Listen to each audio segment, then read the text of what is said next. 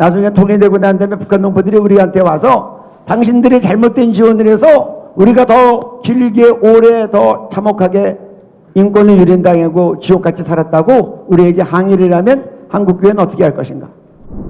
객관적인 지표를 보겠습니다. 지금 전 세계에서 많이 쓰고 있는 민주화 지수 167개국 중에서 북한이 167등으로 꼴등입니다.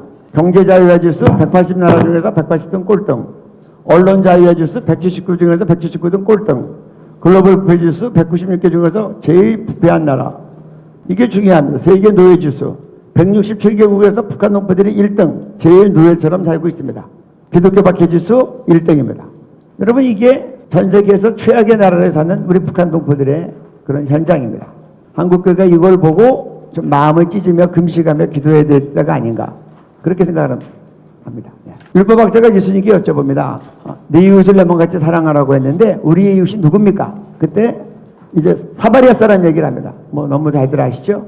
강도 만난 사람, 제사장이 피해가고 레위인이 피해가고 당신이 손가락질 받았던 사마리아 사람이 잘 살려주고 도와줬다. 마지막에 이렇게 반문하십니다. 누가 강도 만난 자의 이웃이 되겠느냐?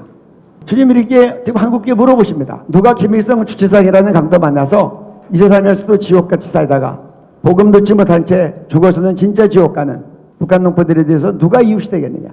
근데 이제 한국교회가 북한을 돕겠다고 노력들을 많이 하시는데 지금 제가 탈북민들을 많이 만나 뵀습니다.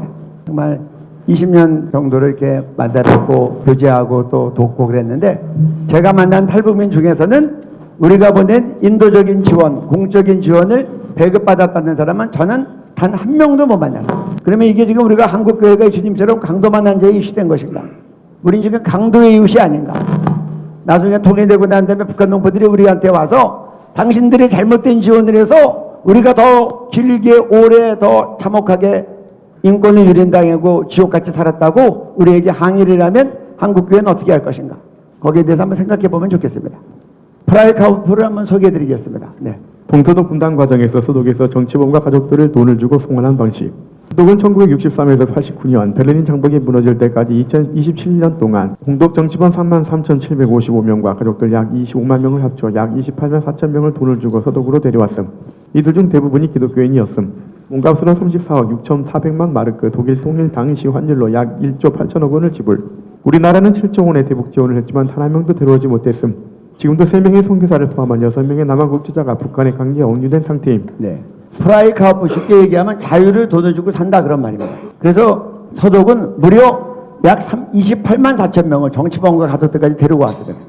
그리고 그것 때문에 지불한 돈이 1조 8천억 원이에요. 우리나라는 그거에 4배에 해당되는 7조 원을 대북 지원했는데 국군 포로나 뭐 부당하게 붙잡힌 사람 단 한 명도 못 데려왔습니다.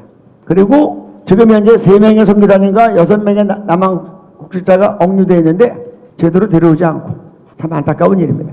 미국은 남한 사람 3분 북한에 억류되어 있을 때 미국 영주권자라는 것 때문에 대통령 전용기를 보내서 3명을 태워갖고 왔습니다. 지금 우리는 그동안 이렇게 수많은 돈을 주고 우리가 실제로 얻어낸 결과는 무엇인가? 국제정권만 더 강화시킨 것인가? 강도에게 더 큰 칼이 쥐어진 것인가? 우리가 좀 돌아봐야 될 때가 됐습니다. 네. 하나님의 아들 선교자 예후가 나가서 여호사밧 왕을 맞아 이르되 왕이 악한 자를 돕고 여호와를 미워하는 자들을 사랑하는 것이 옳으니까 그러므로 여호와께로부터 진노하심이 왕에게 임하리이다. 여호사밧이 이스라엘의 아합 왕하고 그렇게 결탁을 할 때 선지자가 준 경고입니다. 하나님을 미워하는 자를 사랑하는 것이 옳습니까? 당신에게 진노가 있을 겁니다. 저희가 그래서 북한 돕는다고 하지만 잘 분별이 안 돼서 지금 저기는 교주입니다. 문선명을 도우면 되겠습니까? 우리가 이만희를 도우면 되겠습니까? 그 밑에 있는 사람들을 이제 우리가 구출해 와야 되겠죠. 우리가 방향을 잘 정해야 되겠다. 그렇게 생각합니다. 제가 여러분 탈북민들이 대부분 지금 북한에 있는 가족들한테 송금합니다. 아십니까? 저희가 그 송금하는 일을 이제 지켜보고 돕고 함께 하는데 한 번은 우연히 탈북민 할머니랑 저랑 같이 있는데 그 할머니가 보낸 돈이 북한 가족에 전달이 되고 나면 그 브로커가 확인 전화를 중국 휴대폰으로 합니다. 여기서 이제 남한에서 여기 계좌를 보내요. 예를 들어 100만 원을 보낸다. 그러면 옛날에는 30만 원을 커미션에 띄고 70만 원을 북한 주민에게 전달했어요. 뭐 복잡하니까 여러분 검색해보면 다 나오십니다. 어떻게 가는가. 그러면 그 브로커가 중국 핸드폰에 가지고 이제 전달하면서 확인 전달을 해줘요. 그럼 남한 송금한 사람한테 전화해서 가지고 바꿔줍니다. 그럼 돈 받았니? 받았다. 그럼 간단하게 안부 전화하고 끊습니다. 근데 요새는 이것도 처벌하니까 북한에서 50%를 띱니다. 100만 원에 보내면 50% 띄고 50만 원 들어가는데 저희들이 이제 이 일을 하기 때문에 이제 탈북민에게 여쭤봤습니다. 이거 50만 원 가면 얼마큼 사냐? 4인 가족이 4달에 먹고 살 수 있다 그래요. 북한 탈북민들이 많이 보내십니다.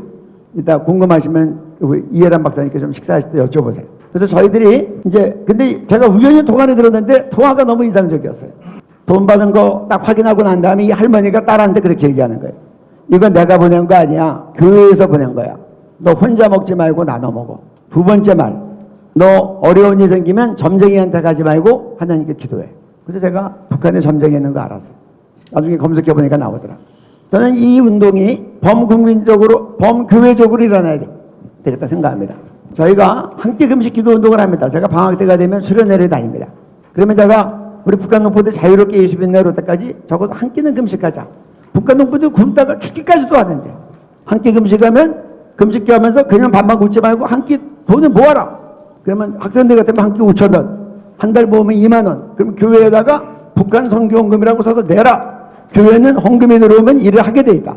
그래서 우리 북한 농부들 굶어 죽어가니 우리가 이렇게 한 끼 금식한 것들을 모아서 탈북민들을 통해서 북한에 송금하기 시작하면 살아있어야 복음 듣고 구원받을 거 아닙니까? 복음 통해 때까지 그들의 생명이 유지되도록 우리가 도와야 되고, 우리가 교회가 보내면 교회가 보낸 거 다 아니.